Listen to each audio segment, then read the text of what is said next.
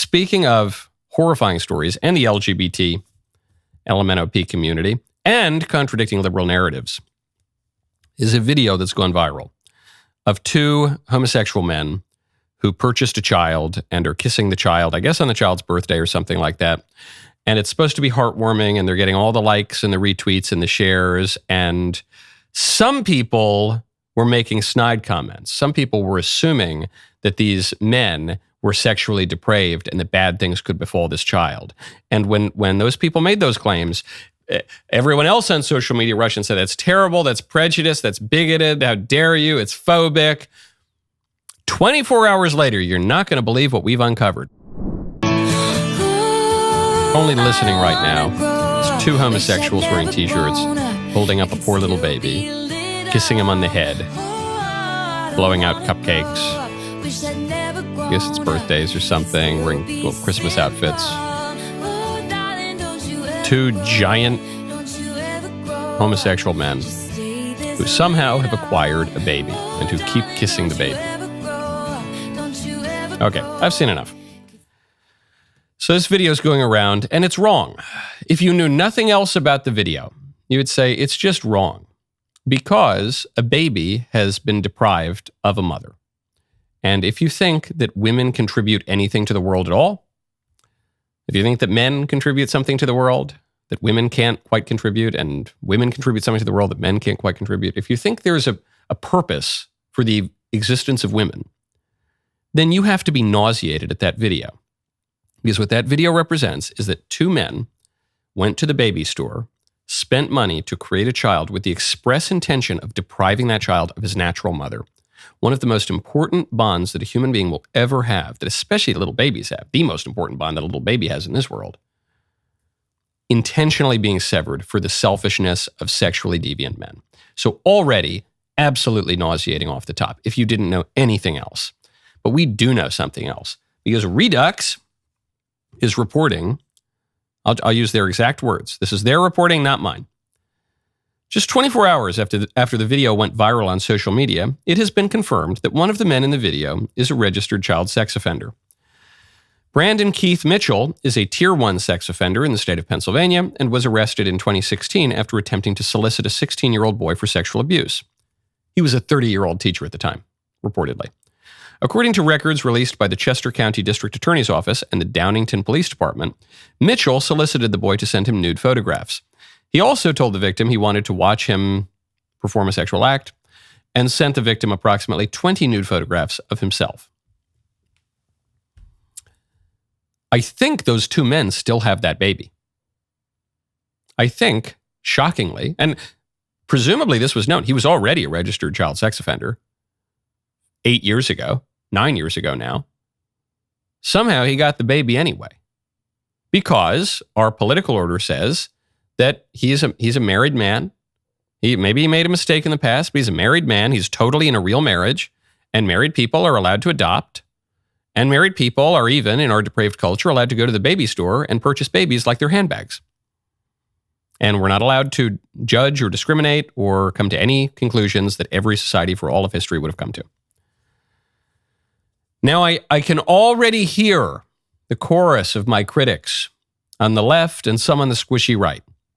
They're going to say, Michael, you're honing in on one really unfortunate example of homosexuals adopting or purchasing a child where one of them is a sex offender. But that is not the norm. You're focusing in a way that's unfair. In fact, Michael, and this is going to be the kicker, they're going to say, scientific studies show that children raised in same-sex households do just as well as children raised in households with a mother and a father. The science shows it, Michael, and you're bigoted and you're a science denier. This is a claim. And the claim, like a lot of these political propaganda claims, has a little tiny kernel of apparent, almost, but not quite truth to it. It comes from a 2010 study by Michael Rosenfeld from Stanford. And the study finds, this is the conclusion, its own words, the prior literature has found no evidence that children raised by same-sex couples suffer any important disadvantages. There it is. And you'll hear every LGBT LMNOP activists talk about this, and you will hear everyone defending that video cite this study. The problem is that conclusion is false, and the study is bogus, and all of the other studies show the opposite. I don't know if literally all of the other studies, but many studies, for all intents and purposes, all of the other studies show the opposite. There might be some other bogus study too. Here's the reality.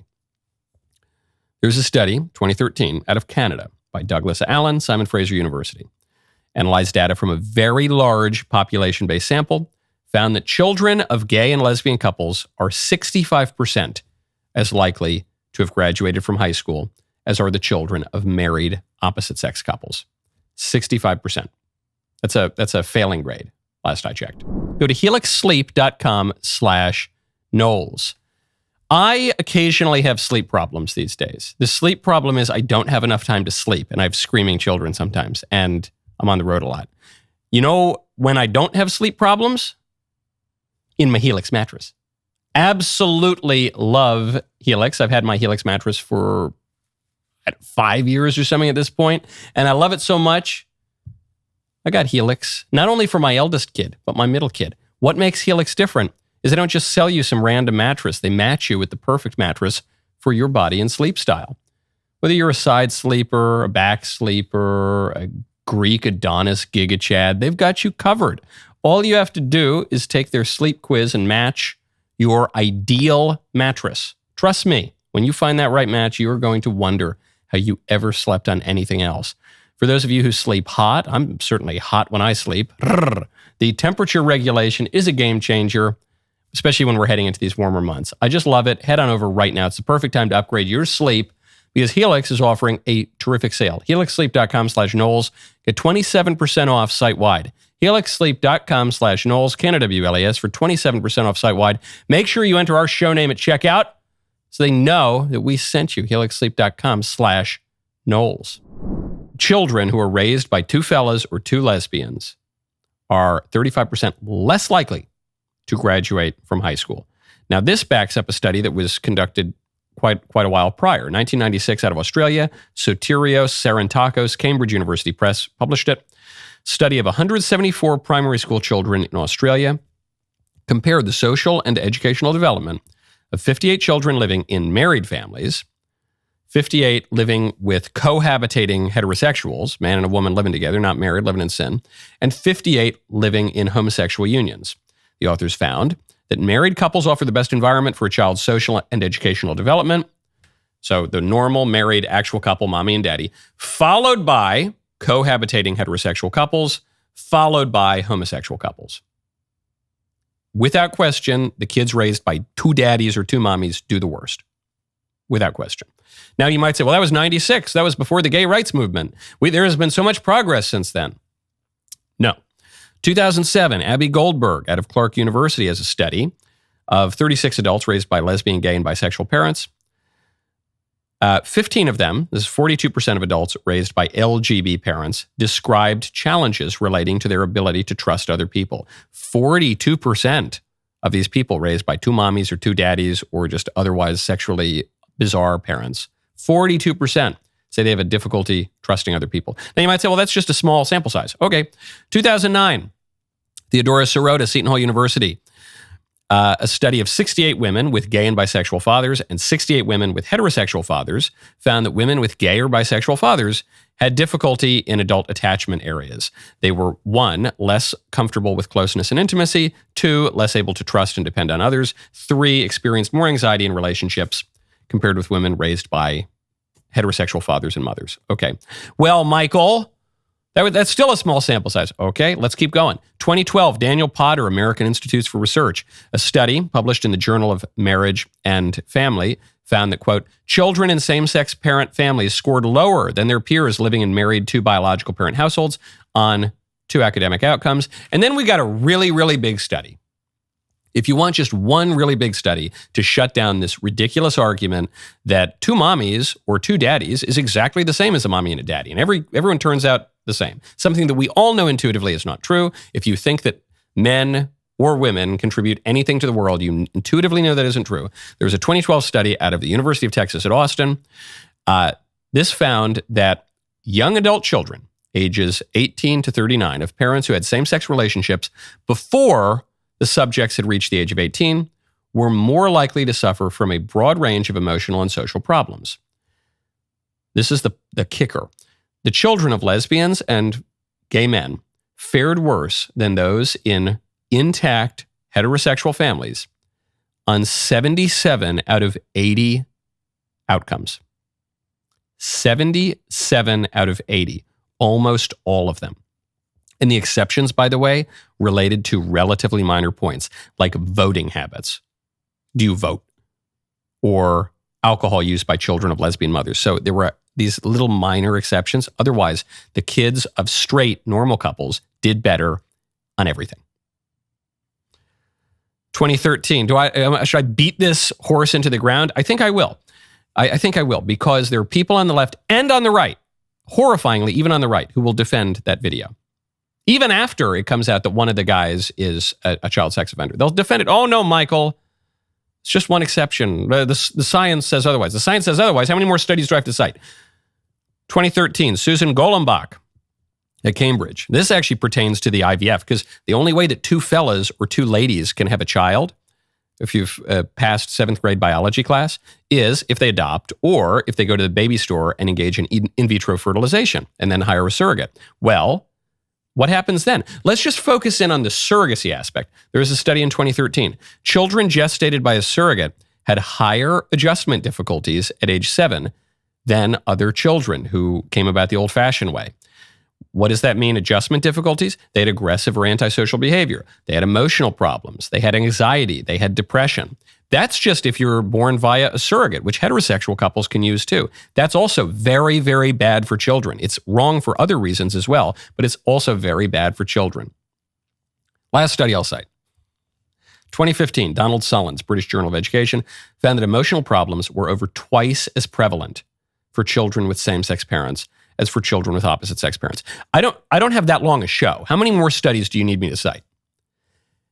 This is horrifying. It's a crime against children and against nature and against common sense. Obviously, little babies need their mommies. And you know what? Kids need their daddies too.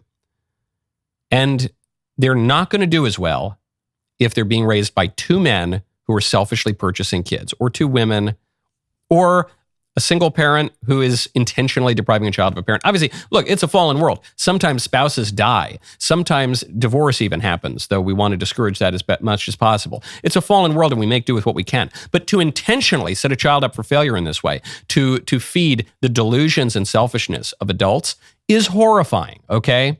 Now, there's one question probably lingering, which is, well, how did the Rosenfeld study, the one study that the LGBT people cite, how did that study conclude that the kids turn out just as well? Because they cooked the data. That's how. This study from Rosenfeld out of Stanford, 2010, excluded children who had changed domicile during the preceding 5 years of the analysis. So they said, okay, well, we want to just measure stable households. So we're going to exclude kids who changed homes in the previous 5 years. When they did that, they significantly reduced the sample size of the homosexual households, because the homosexual households are intrinsically less stable. So he basically begged the question in the survey and came up with I'm not accusing him of doing it intentionally, but it's bad science, and it came to a false conclusion that has been disproven by countless studies, and by common sense, and by right reason, and by everything.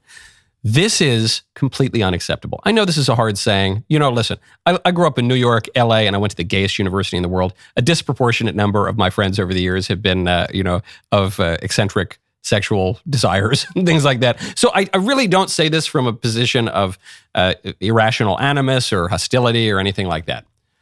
This is just wrong. It's wrong by every measure, and it's really horrible for children. Even if one of the so-called daddies isn't a registered child sex offender, as he is in this case, it's just wrong. It's just bad. This is completely unacceptable and should be banned immediately, period. We will look up, mark my words, if you're a lib, there are plenty of libs who listen to this show. If you're a squishy Republican, there are plenty of them who listen to this show too. We will look back on the experiment of so-called gay adoption and IVF and surrogacy with the same moral horror with which we are already beginning to look back on transing the kids. We were transing the kids. In some places, they're still transing the kids, but it's clearly falling out of favor. We were transing the kids in a robust and excited way 2 years ago, 3 years ago. We are already beginning to look back on that experiment with abject moral horror. We will look back on gay adoption and surrogacy and IVF in exactly the same way. And it's not because all the men and all the women have terrible intentions and terrible desires. Many of them have very good desires and very good intentions. But the road to hell is paved with good intentions, and the evidence is clear. And to deny the evidence is deeply sinful, and we need to cut it out. That was a great clip. Now stop, ring the bell, subscribe. See you next time.